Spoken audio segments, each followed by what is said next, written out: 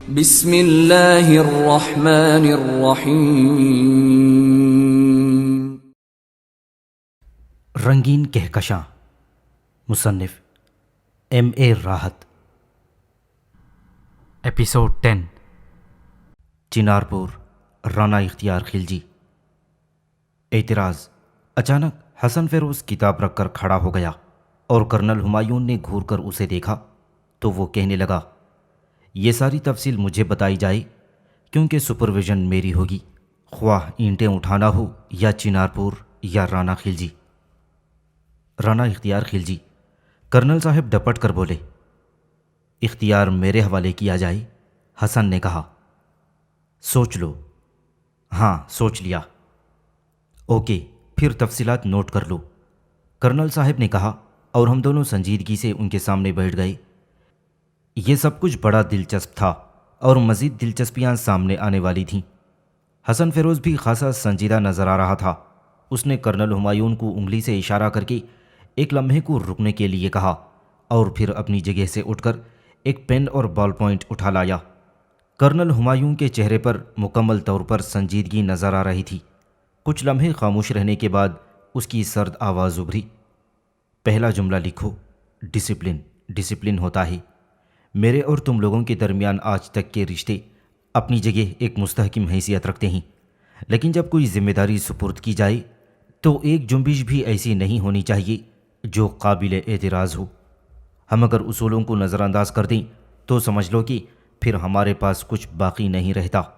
چنانچہ آئندہ جب کرنل ہمایون کے سامنے بیٹھوں تو ہر اس چیز سے مسلح ہو کر جس کی ضرورت محسوس کی جا سکے، اور اس کے بعد جو کچھ کہا جا رہا ہے وہ تمہارے ذہن کی گہرائیوں میں منجمد ہو جانا چاہیے۔ حسن فیروز نے نگاہیں اٹھا کر کرنل ہمایون کو دیکھا، لیکن کرنل کے چہرے پر بے پناہ سختی تھی۔ اس کی بھاری آواز پھر ابھری، رانا اختیار خلجی، چنارپور، تم دونوں وہاں جاؤ گی۔ میرا ایک خط تمہارے پاس ہوگا۔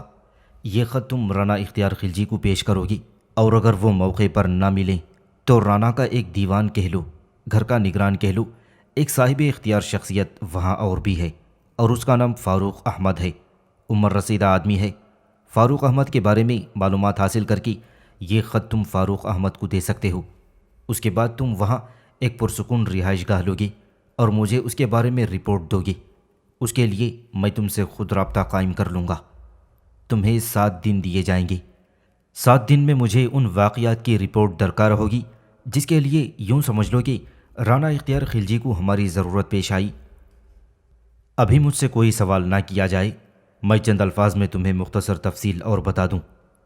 رانا اختیار خلجی میرا بہترین دوست ہے، حالانکہ اس کی عمر اتنی زیادہ ہے، لیکن دوستی کے لیے عمر کا تعین نہیں کیا جاتا۔ اس کی کچھ وجوہات، کچھ محرکات ہوتے ہیں۔ رانا اختیار خلجی کسی ایسی الجھن کا شکار ہے جسے وہ تفصیل سے نہیں بتا سکتا، لیکن جب تم چنارپور میں اس کی حویلی میں قیام کرو گی تو بات یا تو خود بخود تمہاری سمجھ میں آ جائے گی یا رانا تمہیں بتانے کی کوشش کرے گا۔ اب تم سوال کر سکتے ہو۔ جہاں تک میرے موقف کا معاملہ ہے تو میں تم سے پہلے ہی کہہ چکا ہوں کہ اخراجات کا کیا ہوگا؟ حسن فیروز نے پوچھا۔ چھوٹے لوگ چھوٹی باتیں کرتے ہیں، کوئی بڑی بات کرو۔ 10,30,000 روپے ادا کر دیے جائیں، حسن فیروز نے کہا، اور کرنل ہمایون اچھل پڑا۔ ابھی کیا بک رہا ہے بھوتنی کے؟ ٹھیک عرض کر رہا ہوں دادا جان، بڑی بات تو یہی ہو سکتی ہے۔ اس کا مطلب ہے کہ اختیار تجھ سے واپس لے لیا جائے؟ اختیار خلجی کو واپس لے لیں، اختیار نہیں لیا جا سکتا۔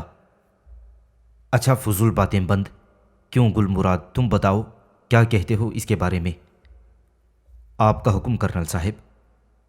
سر اور آنکھوں پر؟ کرنل نے سوال کیا۔ اصل میں تو پہاڑی آدمی ہوں، تھوڑا بہت جو علم آپ لوگوں نے مجھے دے دیا ہے اسے سیدھا سادھا جانتا ہوں۔ حکم کو نہ سر پر رکھا جا سکتا ہے اور نہ ہی آنکھوں پر، چنانچہ یہ بیکار محاورے ادا کرنے سے کوئی فائدہ نہیں۔ جو احکامات آپ نے دیے ہیں اس کے بارے میں آپ کی تربیت کے مطابق صرف عمل کرنا ہے، اور میں اس کے لیے تیار ہوں۔ کیا حسن فیروز کو تم اپنے سر پر مسلط رکھنا پسند کرو گے؟ ہرگز نہیں، میں نے جواب دیا، اور دادا جان کے ساتھ ساتھ حسن فیروز بھی اچھل پڑا۔ کیا؟ وہ آنکھیں پھاڑ کر بولا، ہاں، حسن فیروز اپنے قدموں سے میرے ساتھ جائے گا۔ یہاں بھی میں اس محاورے کو بالکل بے مقصد سمجھتا ہوں۔ میں کہتا ہوں کرنل صاحب، جب انسان سیدھی سیدھی بات کر سکتا ہے تو پھر یہ الٹے سیدھے محاوروں کی کیا ضرورت ہے؟ ویری گڈ، ویری گڈ، ٹھیک ہے، بالکل ٹھیک ہے۔ ایک منٹ، کیا ٹھیک ہے؟ کیا کہہ رہے ہو تم؟ میں ساتھ نہیں جاؤں گا؟ حسن فیروز نے نتنے پھلا کر کہا۔ جاؤ گے پیارے بھائی، جاؤ گے، مگر کیا میرے سر پر بیٹھ کر ہی جاؤ گی؟ تمہارے سر پر اتنی جگہ کہاں سے آئی؟ اور پھر دوسری ضروریات زندگی بھی تو ہوتی ہیں، اس کے لیے تمہیں میرے ساتھ پیدل چلنا ہوگا۔ لیکن چنار پور یہاں نہیں رکھا ہوا ہے۔ آپ نے کہا تھا کرنل صاحب کہ ہم آپ سے سوالات کر سکتے ہیں۔ ہاں، کیوں نہیں؟ چنار پور کا فاصلہ یہاں سے کتنا ہے اور ہمیں کس ذریعے سے وہاں، میرا مطلب ہے ہمارا ذریعہ سفر کیا ہوگا؟ ٹرین سے جاؤ گے؟ حسن جانتا ہے۔ اوکے، میں نے پتھریلے لہجے میں کہا۔ روانہ کب ہونا ہے؟ کل شام 5:30 بجے تمہیں چنار پور جانے کے لیے ٹرین مل جائے گی۔ اس کے بعد سلسلہ گفتگو ختم ہو گیا تھا۔ ہمیں باہر جانے کی اجازت مل گئی۔ حسن میرے ساتھ باہر آ گیا اور بولا، اس بارے میں کیا کہتے ہو؟ میں نے اپنی سپرویژن کی پیشکش کر کے تمہاری مرضی کے خلاف کوئی کام تو نہیں کر ڈالا؟ نہیں یار، تیرے بغیر تو مجھے مزہ بھی نہ آتا۔ ویسے کیا خیال ہے حسن، کیا ہم دونوں اپنی ان کوششوں میں کامیاب ہو سکیں گے؟ بات اصل میں یہ ہے گل کہ دادا جان نے کتنی ہی بار میرے اوپر اپنے داؤ پیچ آزمانے کی کوشش کی۔ میں تو جال میں پھنسا نہیں، کیونکہ میری کھوپڑی میں پھوڑا ہے اور اس نے مجھے ہمیشہ میری مرضی کے خلاف دوسرے کے عمل کو رد کیا۔ لیکن اگر تم ساتھ ہو تو پھر زندگی کو محدود کرنے کی کیا ضرورت ہے؟ ہم دونوں چلتے ہیں۔ ذرا دیکھیں تو چنار پور کے ان بے اختیار صاحب کو کہ ہیں کیا چیز اور وہ چاہتے کیا ہیں۔ میں گہری سانس لے کر خاموش ہو گیا تھا، لیکن اس رات اپنی آرام گاہ پر اپنے بستر پر لیٹ کر میں نے اس بارے میں بہت کچھ سوچا۔ کہاں بستی دو آبا کا ایک معمولی سا پہاڑی نوجوان اور کہاں انٹیلیجنس کا یہ اہم ترین سلسلہ۔ دادا جان کی تربیت سے گزرتے ہوئے دل تو یہی چاہتا کہ کسی عمارت کی تعمیر میں حصہ لوں، سر پر اینٹیں اٹھا کر 4 6 منزلیں طے کروں۔ غالباً یہ فطرت کی طلب تھی۔ تقدیر کا عطیہ کچھ اور ہوتا ہے، وہ فطرت کی طلب کو نہیں دیکھتی۔ جو قسمت میں لکھ دیا جائے، بھلا اسے رد کرنے والا کون ہوتا ہے؟ رات کو نہ جانے کیا کیا سوچیں دامنگیر رہی تھیں۔ بہرحال زندگی ہنگاموں سے بھرپور تھی، اور کم از کم میں یہ نہیں کہہ سکتا تھا کہ میں انسانیت کا شکار ہوں۔ قدرت نے میرے لیے ماحول میں بڑی خوبصورت تبدیلیاں پیدا کر لی تھیں، اور میں اس ماحول میں بڑا خوش تھا۔ بہرحال انہی بہت سی سوچوں کے درمیان مجھے نیند آ گئی۔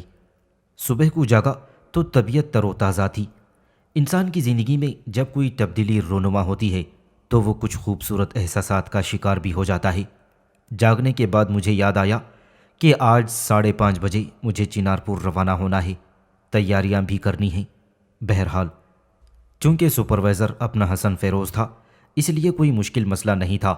کوئی حسن کے بارے میں کچھ بھی کہہ دے، لیکن اس دوران تھوڑی بہت قدرتی ذہانت یا پھر ماحول پر گہری نگاہ رکھنے کی بنا پر یہ اندازہ مجھے بخوبی ہو گیا تھا کہ ساری باتیں اپنی جگہ، لیکن حسن فیروز ضروری معاملات میں اتنا لاابالی بھی نہیں ہے کہ اس پر بھروسہ نہ کیا جا سکے۔ وہ ایک ذمہ دار شخصیت ثابت ہو سکتا تھا، بشرطے کہ کوئی بات اس کے ذہن میں بٹھا دی جائے، اور یہاں چونکہ اس نے خود اپنی سپرویژن کی پیشکش کی تھی، اس لیے کوئی مسئلہ ہی نہیں تھا۔ دن کے معمولات جاری تھے۔ کرنل ہمایون اپنی رہائش گاہ میں نظر نہیں آیا تھا اور نہ ہی حسن فیروز گھر میں موجود تھا۔ میں تھوڑا سا الجھ گیا تھا۔ بہرحال میں اسی الجھن میں باہر نکل آیا اور صوفیہ کو دیکھا۔ صوفیہ کو پہلے بھی دیکھ چکا تھا۔ شمسہ کے بارے میں تو مجھے یہ علم ہو گیا تھا کہ وہ بہت ہی منہ پھٹ لڑکی ہے۔ جہاں تک معاملہ یاسمین کا تھا تو یاسمین اب بالکل مختلف کیفیت میں نظر آنے لگی تھی، حالانکہ مجھ سے ملاقات نہ ہونے کے برابر تھی۔ بیگم صاحبہ خاص طور سے اس سلسلے میں رکاوٹ تھیں۔ میں نے یہی سنا تھا کہ وہ اس ملازم کو بھی ناپسند کرتی ہیں جو کرنل ہمایون کے علاقے سے بھی گزر جائے اور اس سے باقاعدہ اس کی ٹھن جاتی ہے۔ چنانچہ میں جانتا تھا کہ وہ مجھے پسند نہیں کریں گی، لیکن اس وقت صوفیہ کی توجہ میری جانب مبذول ہو گئی تھی۔ اس نے انگلی کے اشارے سے مجھے اپنے پاس بلوایا۔ میں نے سوچا کہ چلو ان خاتون کو بھی دیکھ لیا جائے۔ ویسے تو بہت سے مشن میں نے اپنی زندگی کے لیے پال لیے تھے۔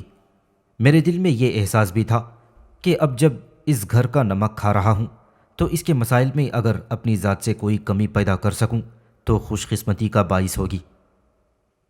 بہرحال میں صوفیہ کے پاس پہنچ گیا۔ گل مراد ہے نا نام تمہارا؟ اس نے بغیر کسی تمہید کے کہا۔ جی چھوٹی بھی۔ جی بالکل چھوٹی بی بی صاحبہ۔ جاہل ہو؟ خاتون بھی کسی سے کم نہیں تھی۔ جی بالکل جاہل ہوں، جاہل نہ ہوتا تو آپ کے ہاں نوکری نہ کر رہا ہوتا۔ طنز کر رہے ہو؟ نہیں جی، جوتے پر پالش کر رہا تھا۔ میں نے پوری سنجیدگی کے ساتھ اس سے کہا اور صوفیہ ایک بے اختیار مسکراہٹ کو روک گئی۔ پھر وہ بولی، وہ دونوں لڑکیاں، اس کا مقصد ہے کہ بالکل ہی گدھی ہیں۔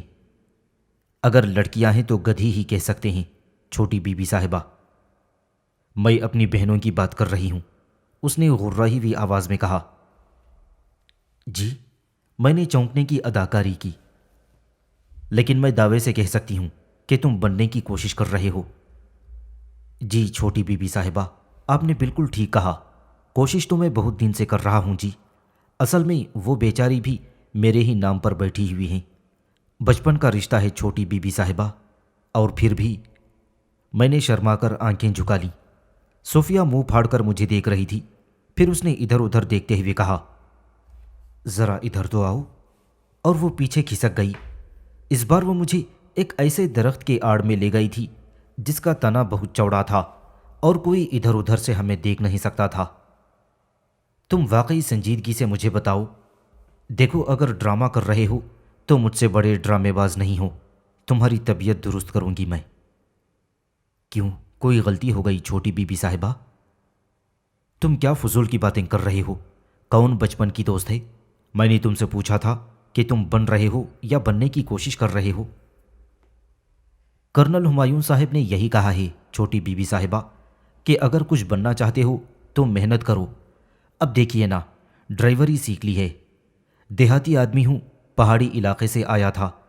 اس کا نام شکیلہ ہے، بچپن کی محبت ہے ہماری۔ میں یہی کہہ کر آیا ہوں اس سے کہ شکیلہ تو بے فکر رہ، شہر جا کر میں کچھ نہ کچھ بن کر آؤں گا اور پھر یہاں آ کر تیرا دولہا بن جاؤں گا۔ میں تو بس یہی بتا رہا تھا بی بی صاحبہ۔ خدا تمہیں سمجھے، خدا تمہیں سمجھے، اور خدا نہیں بھی سمجھے۔ اس پر میں نے کہا، خدا نے تو ہم سب کو سمجھا ہے جی، جبھی تو ہماری اوقات مقرر کر دی ہے۔ مگر بی بی صاحبہ، آپ پتہ نہیں کیوں صاف بات نہیں کرتی۔ ارے خاک صاف بات کروں، وہ شمسہ مجھ سے کہہ رہی تھی کہ یاسمین تم سے محبت کرنے لگی ہے۔ ہاں جی، بڑی مہربان ہے وہ، مجھے بالکل چھوٹے بھائیوں کی طرح چاہتی ہیں۔ مگر میں کوئی ان سے چھوٹا ہوں جی، میں تو بڑا ہوں ان سے۔ میں تو آپ سے بھی بڑا ہوں اور شمسہ بہن سے بھی بڑا ہوں۔ میں تو آپ تینوں سے بھی بڑا ہوں جی۔ بہن؟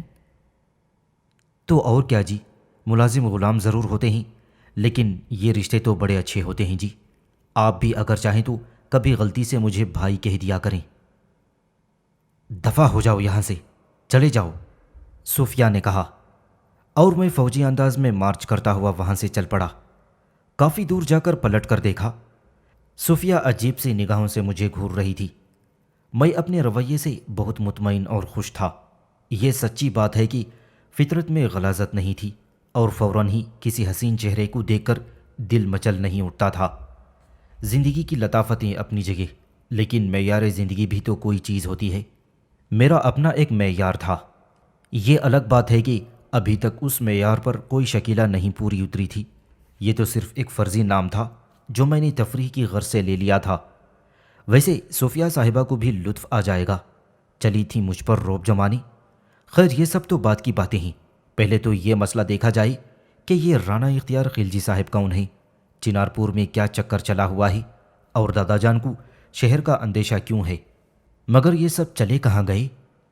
واپس انیکسی میں پہنچا اور پھر دادا جان کو تلاش کرتا ہوا اس تہخانے تک جا پہنچا جہاں میری تربیت ہوئی تھی، لیکن اس کے بارے میں مجھے یہ ہدایت کر دی گئی تھی کہ بے مقصد ادھر نہ آیا کروں۔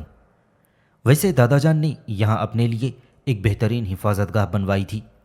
تہخانے میں جانے کا جو راستہ تھا اس پر سرخ رنگ کی ایک پلیٹ لگی ہوئی تھی، اور جب کسی کا سایہ اس پر پڑتا تو اندر موجود کرنل ہمایوں کو اس بات کا علم ہو جاتا اور وہ فوراً احتیاطی تدابیر کر لیتے۔ چنانچہ اس وقت بھی جیسے ہی سرخ پلیٹ پر میرا سایہ پڑا، چھوٹے سے 3 بلب سپارک کرنے لگے اور نیچے لگے ہوئے اسپیکر سے آواز سنائی دی، کون ہے؟ میں ہوں کرنل صاحب، مراد۔ آ جاؤ۔ کرنل صاحب نے کوئی اور سوال نہیں کیا، بس تہخانے کا دروازہ کھول دیا۔ میں سیڑھیاں عبور کر کے نیچے پہنچ گیا۔ کرنل صاحب سفید رنگ کی ایک میز کے پیچھے پڑی ہوئی کرسی پر بیٹھے ایک لفافے کو بند کر رہے تھے۔ لفافے کو تھیلی سے دبا کر انہوں نے مجھے سامنے بیٹھنے کا اشارہ کیا اور پھر اس لفافے پر رانا اختیار خلجی چنارپور لکھنے لگے۔ مارکر سے یہ نام لکھنے کے بعد انہوں نے گویا اپنا کام مکمل کر لیا تھا، اور پھر وہ بولے، وہی خط لکھ رہا تھا، اچھا ہوا تم آ گئے۔ ویسے یہ خط میں حسن فیروز کو دوں گا اور تم سے ایک درخواست کروں گا۔ جی کرنل صاحب۔ فضول باتیں بند، جو کہا جا رہا ہے اسے غور سے سنو۔ درخواست یہ ہے کہ حسن فیروز کو راہ راست پر لانے کے لیے کچھ ایسے کام بھی کرنا پڑ رہے ہیں جو خود مجھے ناپسند ہوتے ہیں۔ اپنے معاملات میں کسی کی مداخلت بیجا کو میں قطعی طور پر ناپسند کرتا ہوں، لیکن جہاں تک میں محسوس کر رہا ہوں حسن فیروز تمہارے ساتھ رہ کر شاید کام کا آدمی بن جائے۔ ویسے تو میں اسے اپنے راستے پر لگانے کی کوشش میں ہمیشہ ہی ناکام رہا ہوں، لیکن پتہ نہیں تم نے اس پر کون سی جادو کی چھڑی گھما دی ہے کہ اب وہ انسانوں جیسی حرکتیں کرنے لگا ہے، اور میں اس بات پر اس قدر خوش ہوں کہ تم تصور بھی نہیں کر سکتے۔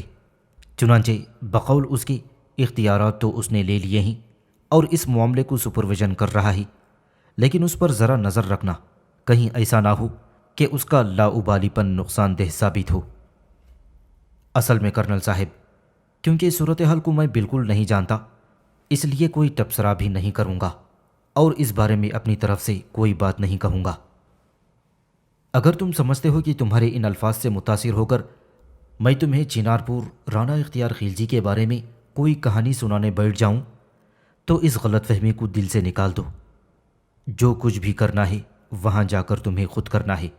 مختصراً میں تمہیں یہ بتا دوں کہ رانا اختیار خلجی کوئی ایسی مہم تمہارے سامنے پیش کرے گا جس کے بارے میں ہو سکتا ہے کہ تم مشکل کا شکار ہو جاؤ، لیکن تمہیں یہ مہم سر انجام دینی ہے پوری ذمہ داری کے ساتھ۔ جی بالکل۔ تو پھر میری کھوپڑی کیوں کھا رہے ہو؟ کیا مجھ سے کوئی کام ہے؟ یہ خط تو ظاہر ہے میں حسن فیروز کو دے دوں گا۔ کیوں بھائی، میں کوئی سوئی ہوں جو گم ہو جاؤں گا؟ کرنل کی بھرائی ہوئی آواز ابھری اور میں جلدی سے کرسی سے کھڑا ہو گیا تھا اور پھر تیزی سے قدم بڑھاتا ہوا تہخانے سے باہر نکل آیا۔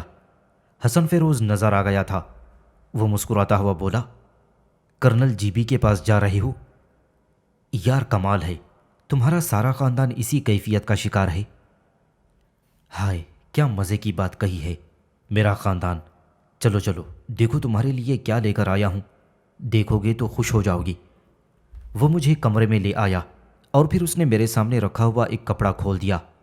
پوریاں، ترکاری اور حلوہ موجود تھا، گرم تھا، تازہ تھا، لیکن میں نے آنکھیں پھاڑ پھاڑ کر اسے دیکھا۔ یہ کیا ہے؟ کھا کر دیکھو، لطف آ جائے گا۔ مگر یار یہ تو اس وقت… پھر وہی جاہلن جیسی باتیں شروع کر دیں۔ کھانے پینے کی اشیاء کے لیے کوئی وقت ہوتا ہے کیا؟ سامنے آ جائیں تو کھا لو، بس بات ختم۔ میں ایک گہری سانس لے کر اس کے ساتھ بیٹھ گیا۔ بہرحال ساری باتیں اپنی جگہ، پوریاں اور ترکاری واقعی مزیدار تھی، چنانچہ نہ چاہنے کے باوجود کافی کچھ کھا پی گیا اور تعریفیں بھی کرتا رہا، کیونکہ حسن فیروز ان تعریفوں سے خوش ہوتا تھا۔ وقت مقررہ پر ہم لوگ اسٹیشن پر پہنچ گئے۔ کسی کو اطلاع تو دینی تھی نہیں، معاملہ صرف کرنل ہمایوں سے تھا۔ اسٹیشن پر پہنچنے کے بعد البتہ حسن فیروز ہوشیار ہو گیا۔ سب سے پہلے اس نے چنارپور کے بارے میں تفصیلات معلوم کی تھیں کہ ٹرین کس وقت یہاں آئے گی اور کس وقت وہاں پہنچے گی۔ پتہ یہ چلا کہ چنارپور تک کا راستہ یہاں سے ٹرین کے لیٹ ہوئے بغیر 10 گھنٹے کا ہے، اور جہاں تک ریلوے کے نظام کا تعلق ہے تو اسے کسی بھی ہندسے سے ضرب دیا جا سکتا ہے۔ یہ الگ بات ہے کہ ڈرائیور اچھے موڈ میں ہو اور راستے کے حالات سازگار ہوں تو 10 گھنٹے کے اندر بھی کام بن سکتا ہے۔ گویا ٹرین یہاں 5:30 بجے پہنچے گی۔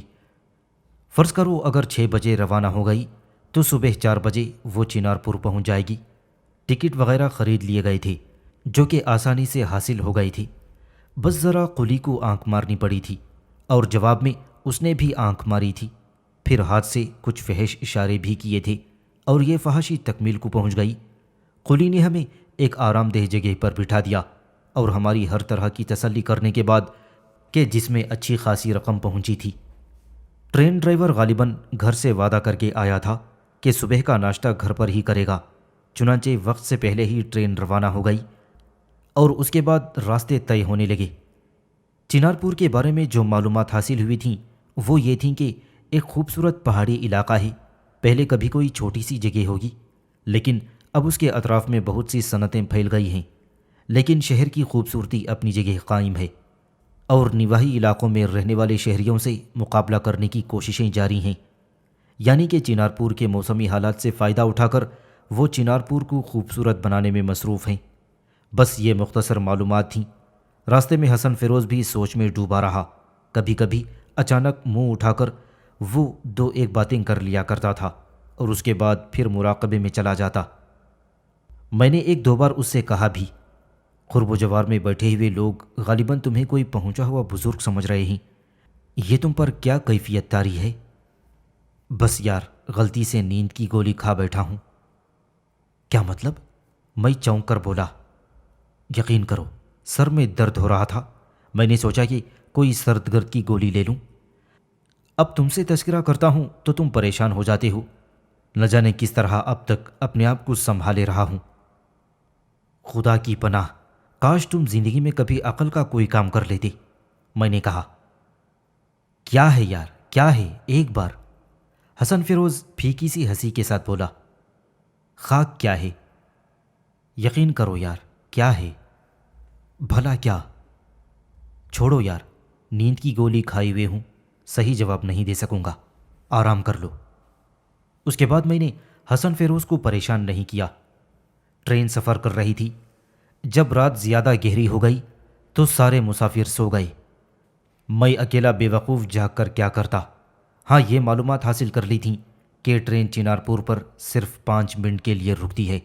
اب مسئلہ یہ تھا کہ اگر سو گیا تو بے تکی بات ہوتی، بھلا کس کو پڑی ہے کہ مقررہ وقت پر جاگ کر ہمیں چنار پور اتار لے؟ وہ تو سونے کا ہی وقت ہوگا۔ ایسا کروں کہ جاگتا رہوں تو زیادہ بہتر ہے تاکہ کوئی دقت پیدا نہ ہو سکے۔ اس کے برعکس حسن فیروز میرا نگران اعلیٰ آرام سے سو رہا تھا اور دنیا کی کوئی خبر ہی نہیں تھی اسے، بس گہری اور مست نیند۔ اور میں نے بھی جاگنے کی کوشش کی لیکن نہ جانے کتنی دیر بعد نیند آ ہی گئی۔ پھر آنکھ کھولی، ادھر ادھر دیکھا تو ایک دم دہشت زدہ ہو گیا۔ کھڑکی سے باہر دوسری جانب آگ کے شعلے اٹھتے ہوئے نظر آ رہے تھے۔ ٹرین کے دونوں جانب آگ بھڑکی ہوئی تھی۔ میں نے خشک ہونٹوں پر زبان پھیرتے ہوئے دوسرے مسافروں کو دیکھا، سب آرام کی نیند سو رہے تھے، یہاں تک کہ حسن فیروز بھی۔ سامعین سے گزارش کی جاتی ہے کہ ہمارے سارے چینلز ایلیکونٹ ادب ایکسٹراز، سوارڈ آف حق چینل اور اتحاد الانصار چینل میں جن آڈیو بکس اور سیریز کو مکمل کیا جا چکا ہے، ان سب کا مطالعہ ہمارے پلے لسٹ سیکشن سے کریں اور ان آڈیو بکس اور سیریز کو آپ اپنے دوست و احباب میں شیئر کرتے رہیں، اور ہمارے سوشل میڈیا پلیٹ فارمز کے لنکس ڈسکرپشن میں دیے گئے ہیں، ہمیں سبسکرائب اور فالو ضرور کریں۔ جزاک اللہ۔